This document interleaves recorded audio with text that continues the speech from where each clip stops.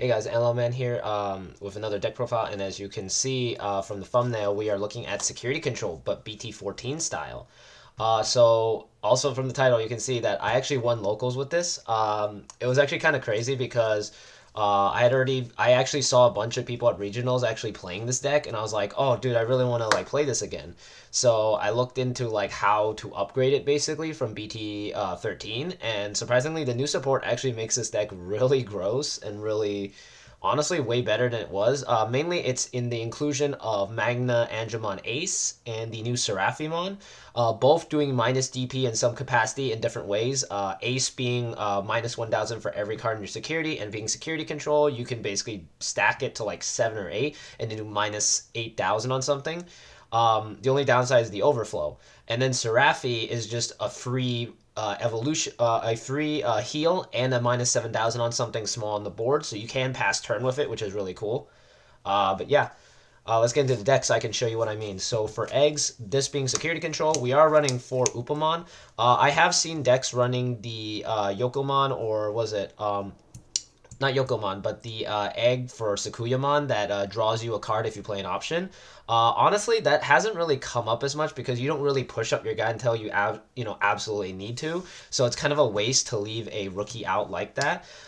So I've opted to just go for the Upamons, mainly because we finally have foil copies of them, but also the fact is that usually this getting us a draw is pretty easy to do because with all the new meta decks, they're basically checking a ton of our security, which will have this go off much more often. So we run these 4 to just get that extra draw and then, set up for the next turn.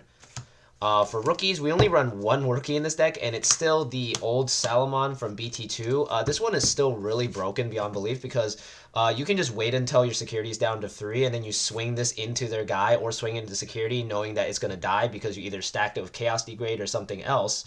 And then you just get that extra heal. And in combination with the egg, you're basically getting a draw and that when you have 3 or less security. So honestly, very solid.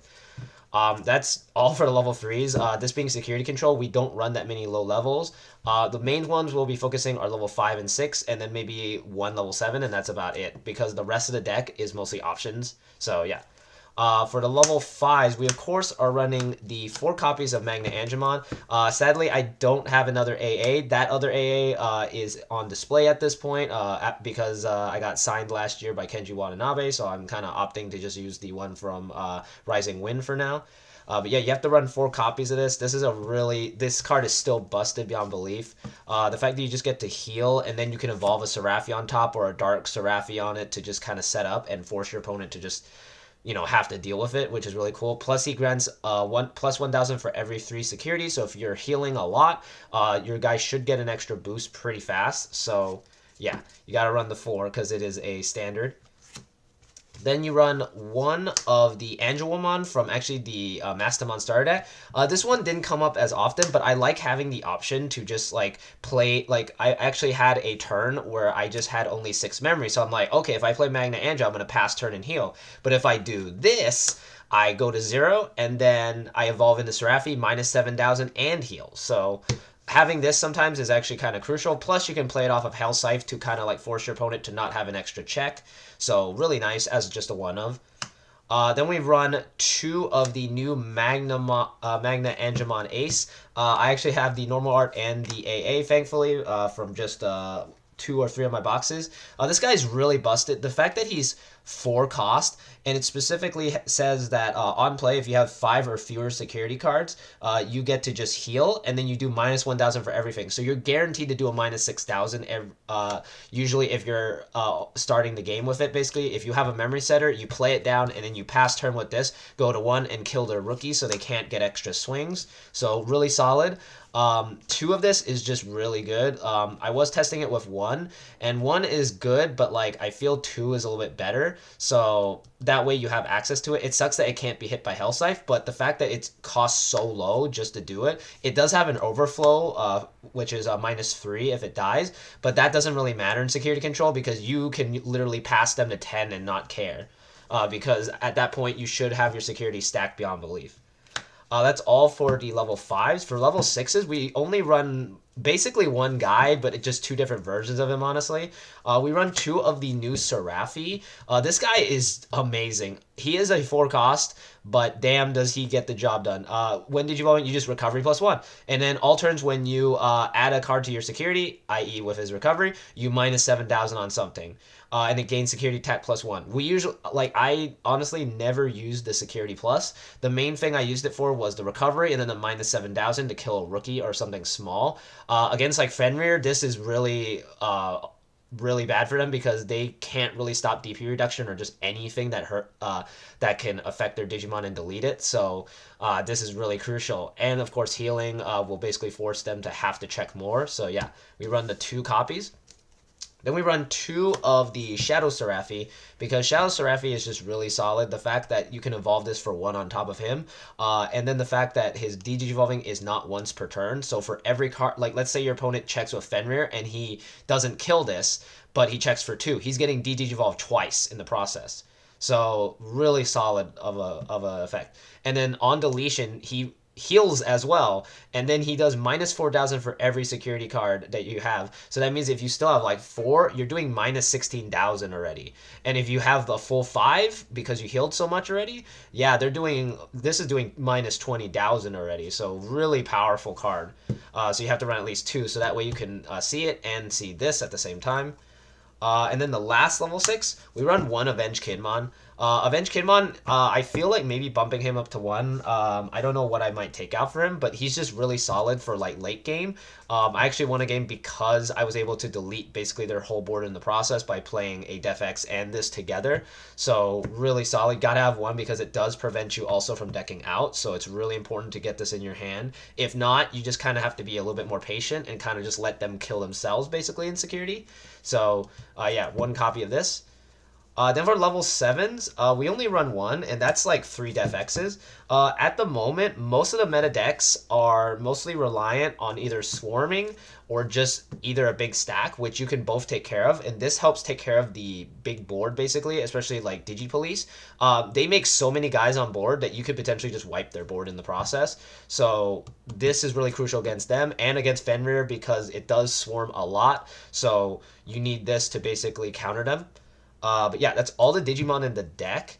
The rest are, of course, option cards and Tamers. So let's get into that. First off, for yellow options, we run 4 of the Holy Waves.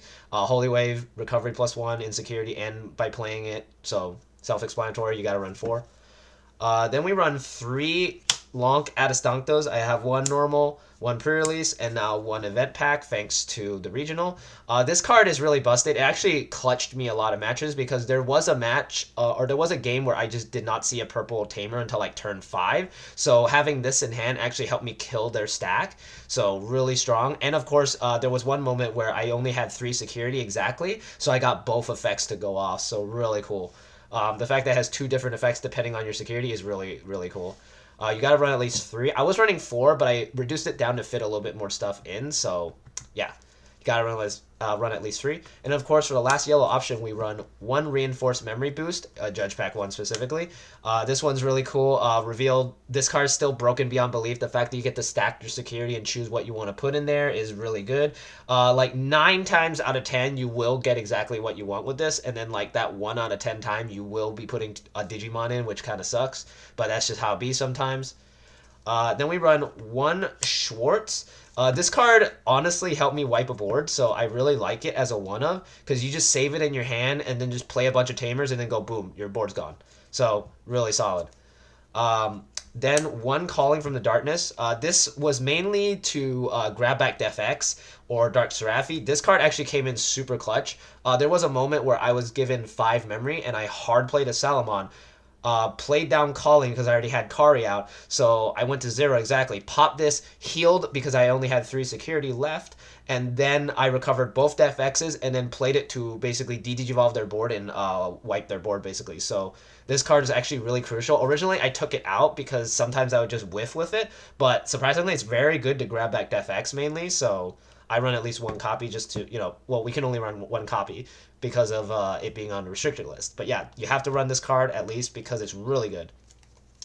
Then for the dual color options, we of course are running 4 Chaos degrades. I do not have a 4th gold Chaos degrade, so I've been running just 1 and then 3 of the gold. So yeah, Chaos degrade still one of the most broken option cards, considering that it can just put stuff into security.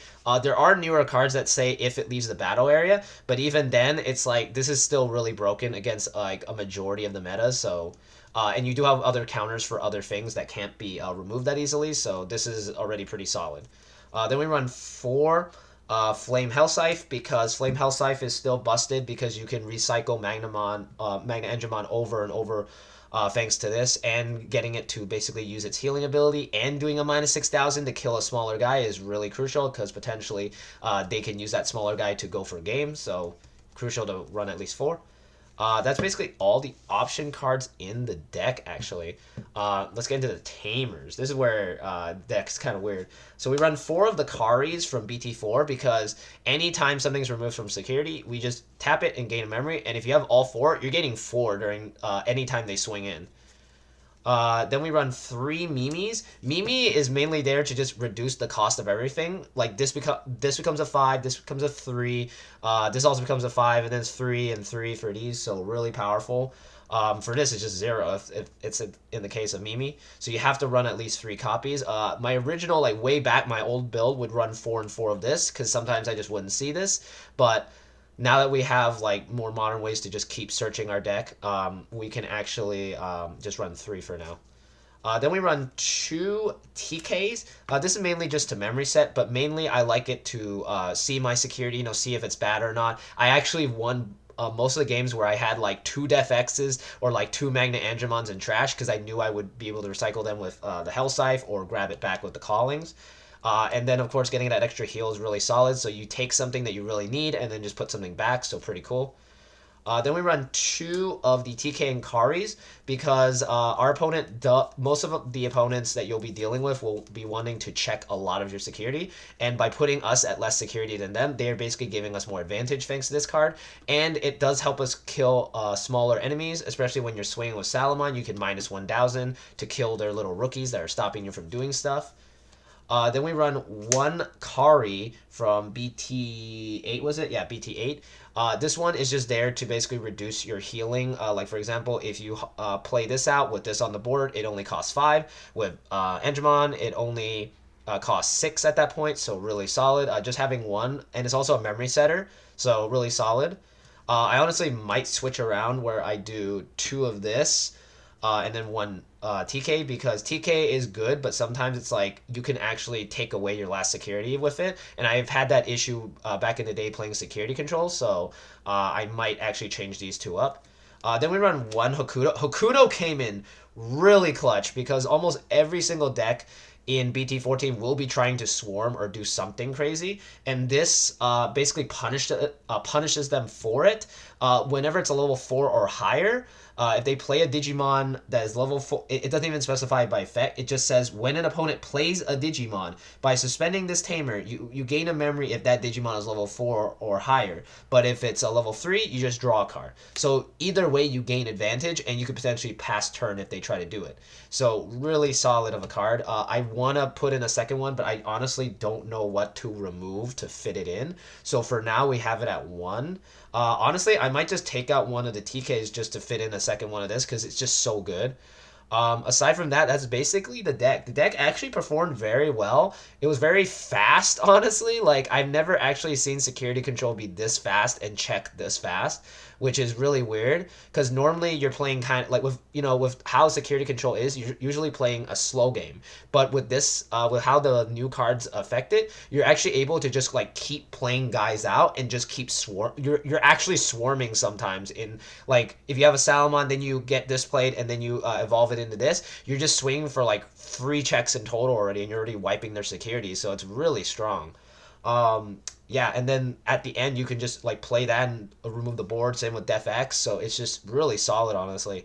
And almost every single meta deck, except for maybe War Greymon, can just basically die to this deck, because almost all the meta decks do not have protection, and no protection means we can capitalize on it and do damage. Aside from that, that's basically the deck. It's just really, honestly, great to be able to play this again because this deck is just really fun to play, especially if you like to play old like control decks like from Yu-Gi-Oh and stuff. So honestly, it's just really like it's if you enjoy that kind of control, like anybody who's a Mystic Mind fan, this deck is perfect for you because it literally just controls your opponent's board for the whole game. Aside from that, as usual, I say this is just a template or outline for you to kind of get your start on the deck because this deck does have specific staples. Like it has to have Magna Angemon, it has to have like the Def X's, it has to have the Holy Waves, and then these dual color options. So yeah, it's just aside from that, you can literally make any build of security control. It's just like it's honestly just like Machine Dramon as well, where it's just you can change it however you want, and it just works to your play style, which is really cool. Like you could build a version that's way more aggressive, even more aggressive than this. I've seen one where it just runs a bunch of security Digimon, and you just rush them and just keep hitting them as much as possible, and then you put the security Digimon back into security and just repeat the process over and over. So it's really really strong, honestly, um, especially in BT14.